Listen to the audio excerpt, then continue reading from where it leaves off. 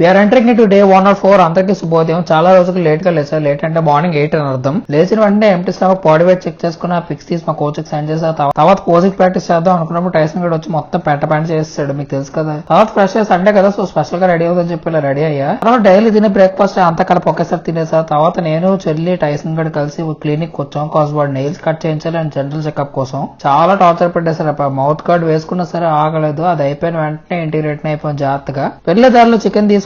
ఇంటికి వచ్చి chicken and rice తినేసి ప్రోటీన్ కూడా 1 స్కూప్ తాగేసి అర్జెంట్ గా బయటకు వెళ్లాల్సి వస్తుంది. సో నా తినే మీల్స్ అన్ని ప్యాక్ చేసుకుని పెట్రోల్ వేయించి బయలుదేరా. ఎక్కడికంటే నేను నా ఫ్రెండ్స్ అందరం కలిసి రిసార్ట్ కి వచ్చాం. పెద్దుర్తిలో ఉంటుంది. చాలా బాగుంది రిసార్ట్, బడ్జెట్ ఫ్రెండ్లీ కూడా. వాళ్ళంతా బిర్యానీలో తింటారు, నేను మాత్రం cucumber, fruit salad, bread smoothie తిన్నా. ఏదేమైనా ప్రోగ్రెస్ మిస్ అవ్వకూడదు. ఈవినింగ్ అందరూ కలిసి కబడ్డీ ఆడుకున్నాను. పుషప్స్ కాంపిటీషన్ కూడా పెట్టుకున్నాను. ఆబ్వియస్లీ నేనే గెలిచాను విత్ 65 పుషప్స్ వన్ టైం. అందరు నెక్స్ట్ వరకు ఉన్నారు, బట్ నేను మాత్రం 6:30కి రిటర్న్ అయిపోయా. కాజ్ నాకు మళ్ళీ మార్నింగ్ రొటీన్ డిస్టర్బ్ అవుద్ది, నైట్ రొటీన్ కూడా డిస్టర్బ్ అవుద్ది. వెళ్లేదారిలో మా చెల్లిని అలా బయటకి తీసుకొచ్చా. తర్వాత ఇంటికి వచ్చి చికెన్ బీన్స్ మెజర్ చేసి మా అమ్మకి ఇస్తే అది వండింది. సో అదే తింటున్నా నైట్ కి. ఈ రోజుకి ఇద్దరు సంగతులు బ్యాలెన్స్ రేపు మాట్లాడుకుందామా? Okay, bye.